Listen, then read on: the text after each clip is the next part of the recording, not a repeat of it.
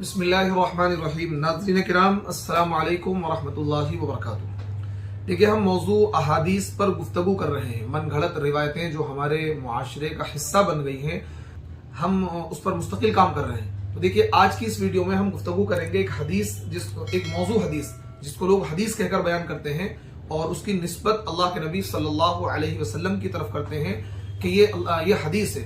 वो क्या है? हुब्बुल वतनी मिनल ईमान, कि वतन से मोहब्बत करना ये ईमान का जुज है, ईमान का पार्ट है, ईमान का हिस्सा है। और इसको बड़े ही शद्दोमद के साथ और बड़े ही यकीन और एतिकाद के साथ बयान करते हैं कि भाई वतन से मोहब्बत करना ईमान का हिस्सा है, ये हुजूर ने फरमाया। तो देखिए, एक तो मैं इस हदीस की तहकीक पेश करूंगा कि आया ये हदीस है या नहीं है, और उलमा की तहकीक इस हदीस से रिलेटेड क्या है। दूसरा ये है, क्या वतन से मोहब्बत कर सकते हैं या नहीं कर सकते हैं, वतन से मोहब्बत करना शरीयत में जायज है, मुस्तहब है, क्या है, इसकी शरई हैसियत क्या है। तो देखिए, सबसे पहले हम हदीस से रिलेटेड गुफ्तगू करते हैं। तो देखिए, हदीस ये जो रिवायत है हुब्बुल वतनी मिनल ईमान, इसके बारे में मुहद्दिसीन ने कलाम किया और ये कहा है कि मौजू है, मनगढ़ंत है। देखिए, अल्लामा सखावी रहमतुल्लाहि अलैह मकासिदुल हसना एक किताब है अल्लामा सखावी की, उस किताब के सफ़ा नंबर 218 पर लिखते हैं हुब्बुल वतनी मिनल ईमान लम अक़िफ़ अलैहि, मैं इस पर वाकिफ नहीं हुआ, यानी कि ये कोई हदीस नहीं है। इसी तरीके से अद-दुररुल मुंतसिरा, इसी तरीके से अद-दुररुल मुंतसिरा अल्लामा सुयूती रहमतुल्लाहि अलैह की किताब है, उसके अंदर लिखा है हुब्बुल वतनी मिनल ईमान लम अक़िफ़ अलैहि, कि मैं इस पर वाकिफ नहीं हूँ, यानी कोई हदीस नहीं है। इसी तरीके से अल असरारुल मारूफा, ये भी किताब है मुल्ला अली कारी की, सफ़ा नंबर 189 में मुल्ला अली कारी लिखते हैं ला अस्ला लहू, इसकी कोई असल नहीं है, यानी ये मुहद्दिसीन के नज़दीक मौजू है, मनगढ़ंत है। अब दूसरी बात ये आती है, क्या हम वतन से मोहब्बत कर सकते हैं? वतन से मोहब्बत करना जायज़ है या नाजायज़ है, या वतन से मोहब्बत करने की कहीं तरगीब कुरान हदीस के अंदर मौजूद है? तो देखिए, वतन से मोहब्बत करना जायज़ है और वतन से मोहब्बत का होना एक फितरी बात है। वतन से मोहब्बत का होना फितरी बात है और इस्लाम ने फितरत की रियायत की है। इस्लाम एक ऐसा मजहब है जो इंसान की फितरत की रियायत करता है। जिस तरीके से इस्लाम ने बहुत सारी चीज़ों की इजाज़त दी है इंसानों को, उसकी फितरत की रियायत करते हुए, जैसे कि इस्लाम ने इंसान की फितरत की रियायत करते हुए उसे एक से ज्यादा निकाह की इजाजत दी है। इसी तरीके से क्योंकि वतन से मोहब्बत का होना ये नेचर का तकाजा है, ये फितरत का तकाजा है, तो इसलिए इस्लाम ने इसको पसंद किया है, नापसंद नहीं किया है। लेकिन ये कहना, अगर कोई बंदा अपने वतन से मोहब्बत करता है तो इस्लाम ने इसको नापसंद नहीं किया है। ठीक है भाई, कर सकते हैं, करनी चाहिए, क्योंकि वो वतन हमारा है। वतन से मोहब्बत का होना ये क्या है, ये फितरी चीज है, हर इंसान को होती है। अल्लाह के नबी को भी अपने वतन से मोहब्बत थी, अभी मैं उसके बारे में बातचीत करूंगा। लेकिन ये कहना कि वतन से मोहब्बत करना ये ईमान का हिस्सा है, ईमान का पार्ट है, ये मौजू है, मनगढ़ंत है, ऐसा कुछ भी नहीं है।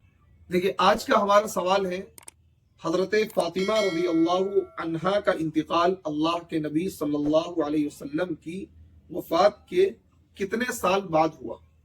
ये अल्लाह के नबी सल्लल्लाहु अलैहि वसल्लम हिजरत के मौके पर मक्के को मुखातब करके आपने फरमाया कि ए मक्का, तू कितना पाकीज़ा है और मेरा महबूब शहर है, अगर मेरी कौम मुझे ना निकालती तो मैं कहीं और नहीं रहता। ये क्या है, रिवायतों के अंदर मौजूद है। इसी तरीके से अल्लाह के नबी सल्लल्लाहु अलैहि वसल्लम ने ये इरशाद फरमाया, मदीना मुनव्वरा के लिए दुआ फरमाई आपने, ये फरमाया, ए अल्लाह, मदीने की मोहब्बत हमारे दिल में मक्के की मोहब्बत से ज्यादा फरमा दीजिए। ए अल्लाह, मदीने के सा और मुद में बरकत अता फरमा दीजिए और इसकी वबा को जहफा की तरफ मुंतकिल फरमा दीजिए।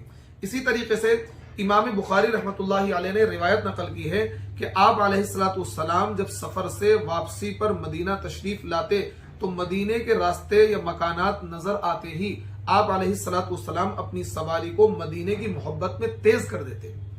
तो देखिए, इससे पता ही लग रहा है कि वतन से मोहब्बत करना کوئی ناپسندیدہ عمل نہیں ہے بلکہ پسندیدہ عمل ہے۔ نبی علیہ الصلوۃ والسلام کو بھی مدینے سے محبت تھی، جب تک آپ مکے میں رہے، مکہ آپ کا وطن تھا، مکے سے آپ کو محبت تھی، اور جس وقت آپ مکے کو چھوڑ رہے تھے، کعبے کی جانب، مکے کی جانب مڑ مڑ کر آپ دیکھ رہے تھے اور یہ کہا کہ اے میری قوم، اگر تم مجھے یہاں سے نہیں نکالتے تو میں مکے کو کبھی نہیں چھوڑتا، کہیں اور نہیں رہتا۔ اسی طریقے سے حافظ ابن حجر رحمۃ اللہ علیہ فرماتے ہیں کہ اس بات سے کہ اللہ کے نبی کا مدینے جب سفر سے آپ واپسی کرتے تھے اور جیسے ہی مدینے کے مکانات نظر آتے تھے سواری تیز کر دیتے تھے تاکہ جلد از جلد میں اپنے وطن پہنچ سکوں، تو حافظ ابن حجر لکھتے ہیں کہ اس سے مدینے کی فضیلت کے ساتھ ساتھ وطن کی محبت کے جواز اور اس کی طرف شوق کا بھی پتہ چلتا ہے، یعنی کہ وطن سے محبت کا جائز ہونا اس چیز کی اسلام اجازت دیتا ہے۔ اگر کوئی بندہ وطن سے محبت کرتا ہے اور کرنی چاہیے، یہ نیچر کا، فطرت کا تقاضا ہے، اس میں کوئی حرج والی بات نہیں ہے۔ دیکھیے اسی طریقے سے فتح الباری کے اندر حافظ ابن حجر لکھتے ہیں جب آپ علیہ الصلوۃ والسلام حضرت خدیجہ رضی اللہ عنہا کے ساتھ ورقہ ابن نوفل کے پاس تشریف لے گئے تو انہوں نے آپ علیہ الصلوۃ والسلام کو بتایا کہ آپ کی قوم آپ کو جھٹلائے گی اور آپ کو اذیت دے گی اور آپ علیہ السلام کو اس شہر سے نکال دے گی، تو آپ نے ان تمام باتوں میں سے قوم کی جانب سے جلا وطنی پر تعجب و دکھ کا اظہار فرمایا۔ باقی تکالیف سہ لی جاتی ہیں لیکن وطن کی جدائی سہنا مشکل ہوتا ہے۔ تو دیکھیں نبی علیہ الصلوۃ والسلام کو جب یہ پتہ لگا، ورقہ ابن نوفل نے بتایا، جب آپ کے پاس وہ فرشتہ آیا، وہ لمبا واقعہ بخاری کے اندر موجود ہے، جب آپ کے اوپر پہلی وحی آئی تو آپ بڑے گھبرائے ہوئے تھے، سہمے ہوئے تھے۔ حضرت خدیجہ آپ کو ورقہ ابن نوفل کے پاس لے کر گئی اور ورقہ ابن نوفل نے یہ کہا کہ آپ کے ساتھ یہ حالات پیش آئیں گے اور یہ پریشانیاں پیش آئیں گی، پھر آپ کی قوم آپ کو کیا ہے مکے سے نکال دے گی۔ تو اس بات پر نبی علیہ الصلوۃ والسلام کو بڑی تکلیف ہوئی اور بڑا تعجب ہوا، کیا میری قوم کے لوگ مجھے مکے سے نکال دیں گے؟